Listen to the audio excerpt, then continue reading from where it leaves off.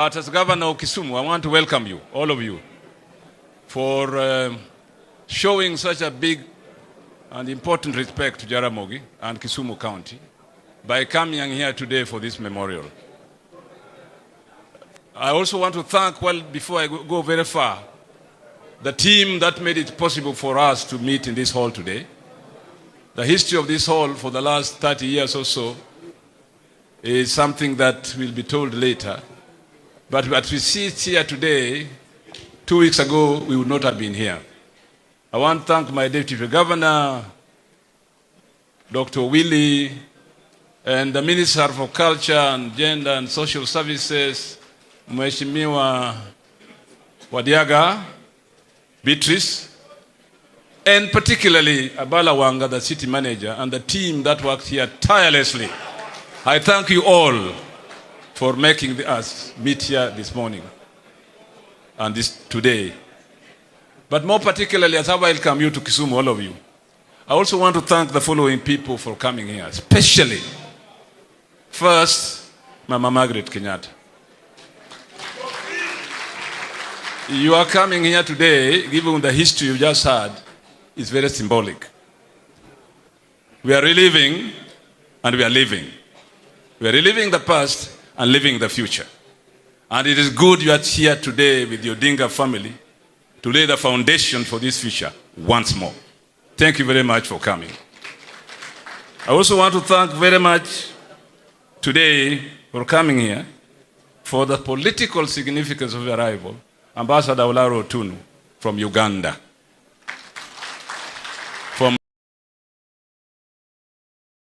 need, especially for a few guests, whose being here today as we revive of half a memorial hall is very symbolic. Let me also thank Gitu Kahengeri, Mzee Gitu Kahengeri, a veteran of the Mau Mau struggle.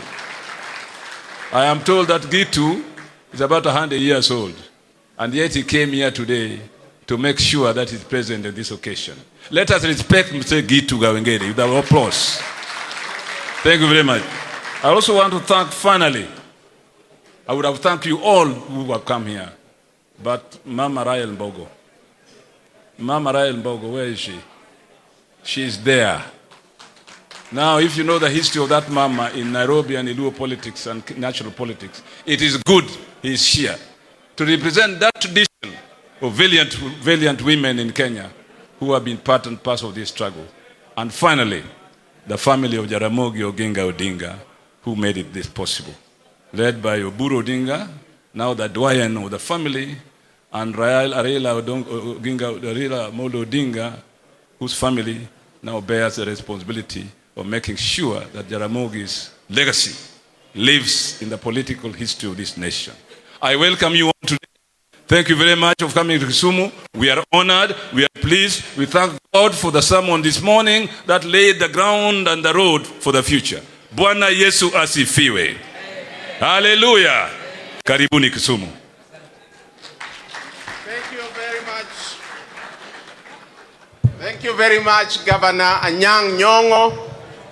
As you know, the Jaramogi family is today remembering Jaramogi and has asked us, all of us and Kenyans of all walks of life, to be here.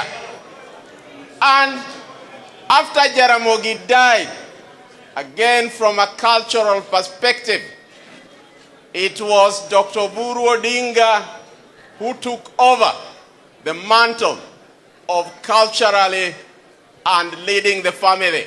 In fact, when he was succeeding his father as the MP for Bondo in 1994, he made these remarks that here at home, I'm the leader. But outside there, politically, Raila is my leader. So let me now call the